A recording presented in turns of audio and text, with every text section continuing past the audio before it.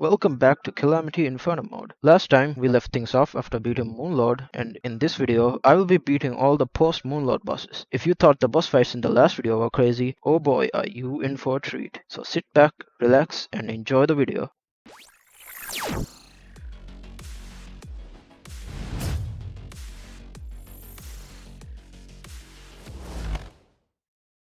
So, with Moonlord down, it was time to get some upgrades. I crafted the Stardust armor set, the Flowers of Mortality, and the Elemental Axe. After that, I decided to fight the Dragon Folly. I headed over to the jungle and committed humorous amounts of deforestation in order to build an arena. And the fight itself was not too bad at all, other than the fact that this lightning barrage attack would make my game run at like 5 frames per second, including the music. I beat it first try though and managed to get nothing that I really need. So instead, I made the Normality Relocator and the Eye of Magnus, two really important items. After that, it was time to fight the Profane Guardians. Now, the Infernum mod adds this brand new structure to the underworld where you fight the Profane Guardians and Providence, and it looks really wonderful. I headed down to the underworld and made my way across to find the temple. When all the lava around me turned into piss, I knew I was here, the Profane Garden. Now, the first thing I noticed was, well, the piss. But the other thing was that the bridge I built for the Wall of Flesh fight had actually clipped through the structures. I used the Louis AFK mod's instant platform builder, which creates a huge platform across the whole world while destroying any tiles in its path. The entrance to this temple was sealed off by a giant crystal door that would damage me if I touch it. And no, I could not go through the giant gaping hole I created with the platforms either. There was an invisible barrier preventing me from doing so. Before I started the fight, I wanted to build a bed so that I could respawn nearby. I realized that being in this area actually gave me some kind of a mining fatigue debuff, preventing me from mining or building anything, which made me realize I was clearly not meant to have platforms in the area, if it wasn't obvious enough already. But I went ahead anyways and built a little house to set my spawn point at, and then started the fight with a little altar thing at the middle of the arena. Now the fight itself was once again not too bad. After a few seconds of using the spawner in the altar, the Profane Guardians would spawn in, all three at once. One of them immediately began doing dashing attacks on me, while the other two stayed further behind using projectile attacks. It was definitely a bit hectic at first, especially with the busy underworld background making it kinda hard to see things. I died pretty quickly on my first try. On my second try, however, for some reason, two of the guardians seemed to dash at me at once. After defeating all three guardians, they would begin to fuse with each other and get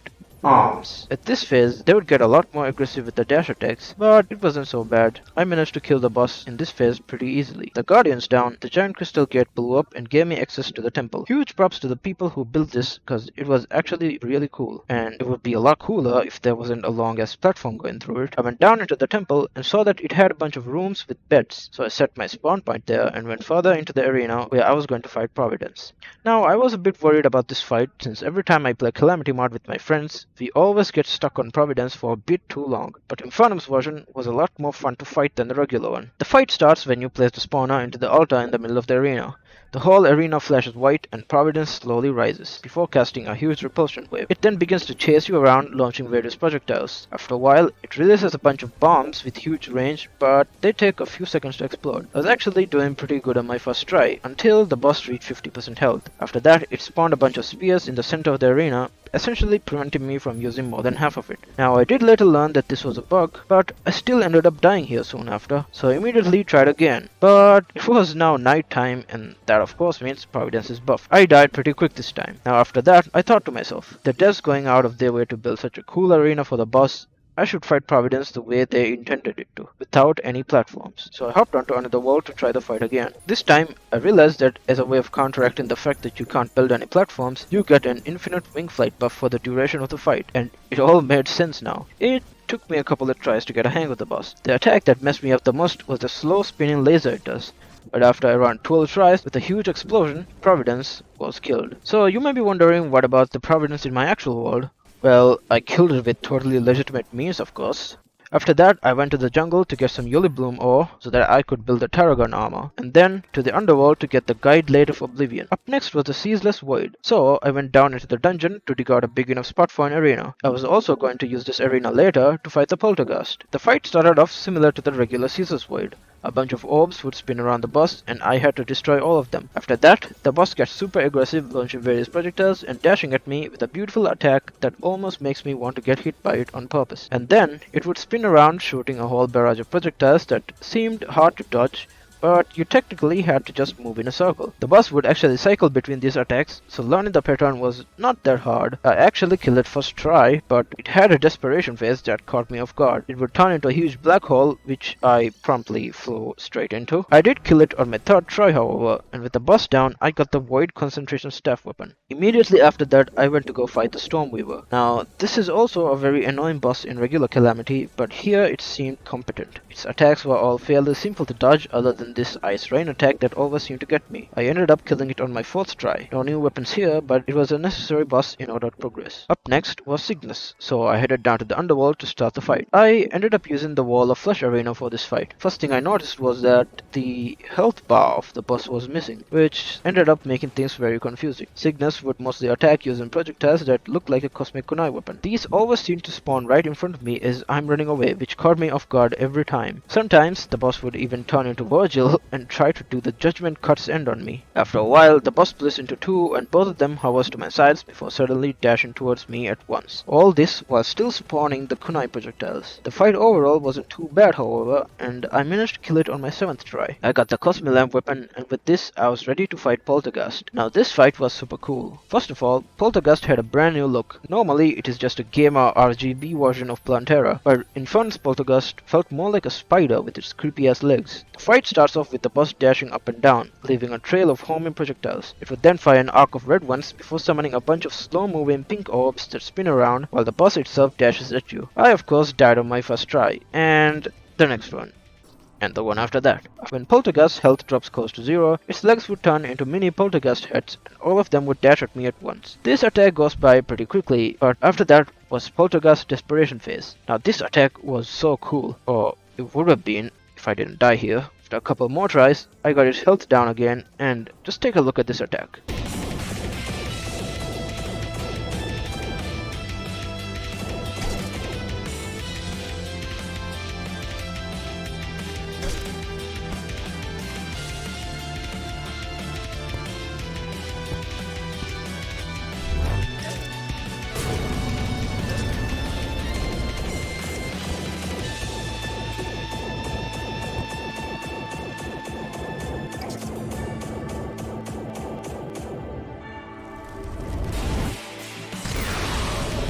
Pretty cool, right? Right?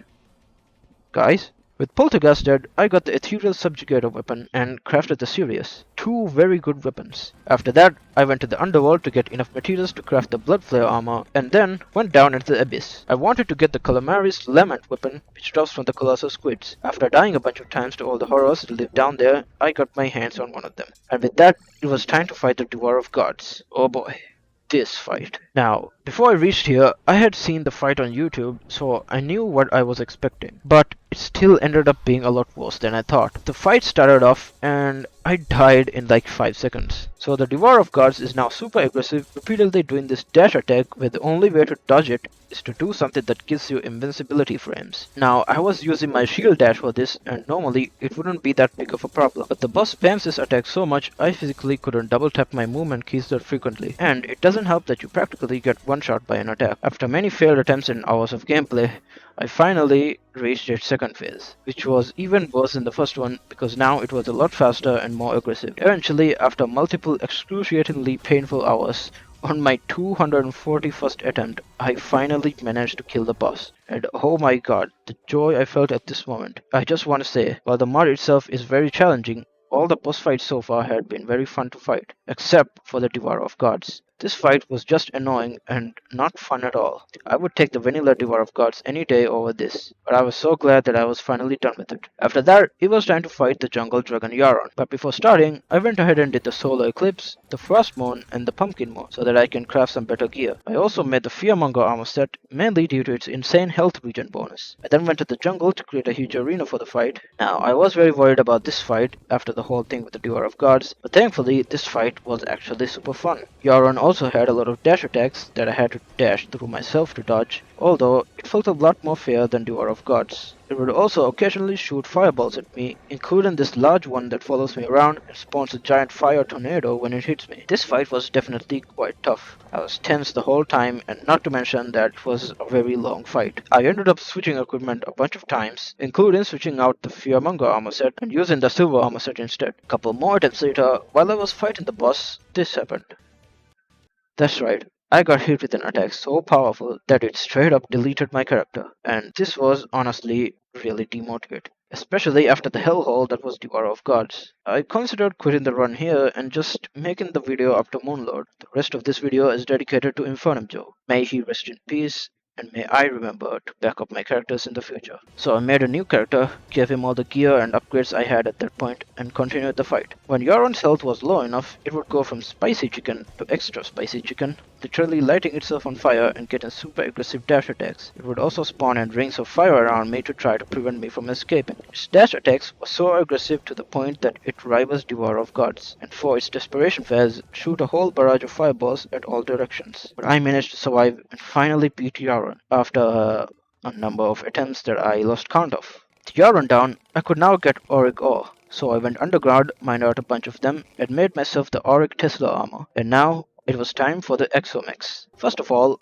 I had to build Draydon's gaming computer. I got all the components I needed, read through all his fanfiction, and after a while assembled the whole thing. And now it was time to hop in a call with the Big D himself. Draydon showed up on his gaming chair and made me choose the first two Exomex I wanted to fight. I decided to choose Ares and Thanatos, and it started the fight. Ares popped up and started shooting various lasers from two of its arms. And of course, I failed to dodge them. After a while, it started doing the spinning laser attack that the devs love putting on all the bosses for some reason, and I died here. After a couple more tries, I got Ares down to half health, and this caused Thanatos to spawn. Thanatos would spin around the area, while Ares does the spinning laser attack again. For this phase, I had to lower Thanatos' health down while dodging attacks from both of them. After a while, Thanatos launched a bunch of things that shot lasers in all directions, and I was in one of those directions. After this, I had a little plan. I downloaded a world that was designed to fight Exomex and Supreme Calamities in. After a couple of tries, I got a bit of a strategy down, and made it to the next phase where Apollo and Artemis spawns. When they spawn in, one of them would stay above me and the other one below me. They would then shoot laser attacks, and to dodge them, I really just had to move left or right. After a while, one of them would dash at me while the other one stays back and shoots lasers. They would even do this attack,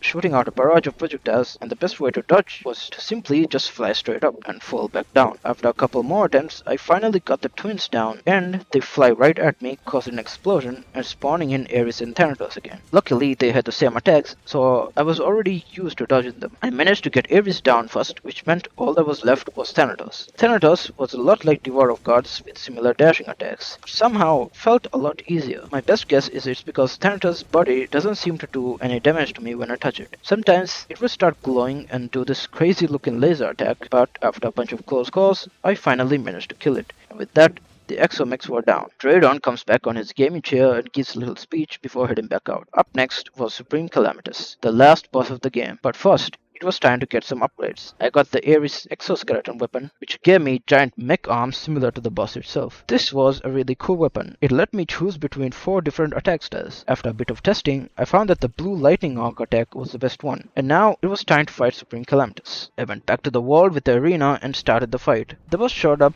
and immediately summoned the Sepulchre Worm. For this phase, I had to fight the worm while dodging all these huge exploding projectiles. This phase was not too bad, but when the worm was down, Supreme Calamities stepped into the ring. She would fly around, sticking to my side while shooting various projectiles before going to the center and then shooting in an arc. After that, she would start doing a bunch of dashes before blowing up everything around her. The attack it did after that was probably the trickiest one to dodge. After a couple of attempts, I decided to build my own arena as the one I was using was kinda distracting. I also realized that you could damage the Sepulchre Worm before it entered the arena if you stick to the top. This let me get in a lot of damage and end this phase very quickly. When the boss reached half health, she would spawn in her brothers, Cataclysm and Catastrophe, which would start using a bunch of dash attacks. This phase honestly went down super quick. The brothers felt like they had even less health than the Sepulchre Worm. That was probably because the worm only takes damage to the head. Once you kill the brothers, Supreme Calamities would start doing, that's right, The spinning laser attack again. This phase was actually insane. Some of these attacks were a lot to pack in, but I was slowly getting there. And finally, after a bunch of attempts, I finally got to Supreme Calamity's Desperation phase. This was like a beefed up version of the Bullet Hell phase at the start of the regular fight. Supreme Calamity started exploding all over the place before finally falling down. Congratulations. And with that, the boss was finally defeated, and I had beaten the game. What's that? You want me to do the boss rush? Are you crazy? Do you really think that I would mentally torture myself like that?